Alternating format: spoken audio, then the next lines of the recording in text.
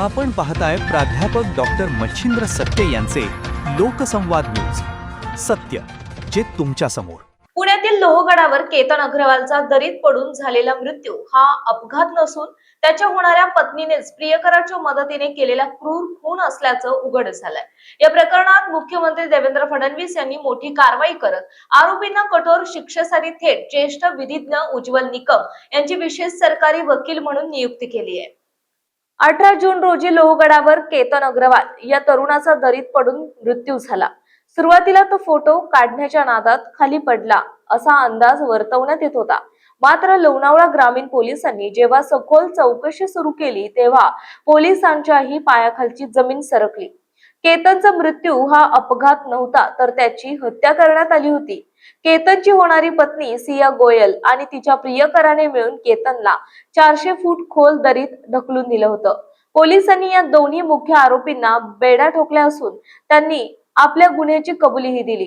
केतनच्या या दुर्दैवी आणि धक्कादायक मृत्यूमुळे अग्रवाल कुटुंबावर दुःखाचा डोंगर कोसळला आहे.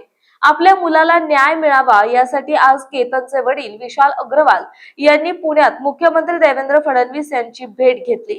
या प्रकरणात दोषींना कठोर शिक्षा व्हावी यासाठी हा खटला जलद गती न्यायालयात चालवावा आणि विशेष सरकारी वकील म्हणून ज्येष्ठ विधिज्ञ उज्ज्वल निकम यांची नियुक्ती करण्यात यावी अशी मागणी वडिलांनी मुख्यमंत्र्यांकडे केली होती.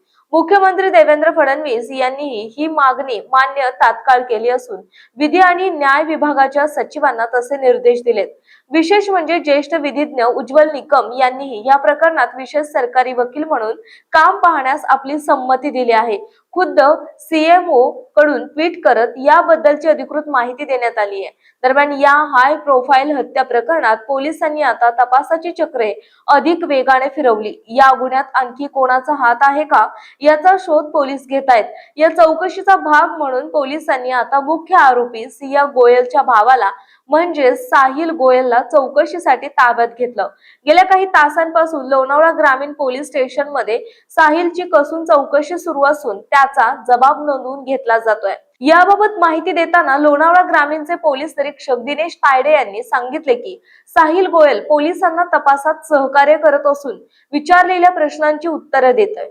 अग्रवाल कुटुंबाने जे आरोप केले आहेत त्या सर्व बाजूंनी पोलीस गांभीर्याने तपास करत असून आवश्यक ते कागदोपत्री पुरावे गोळा करण्याचं काम युद्ध पातळीवर सुरू आहे.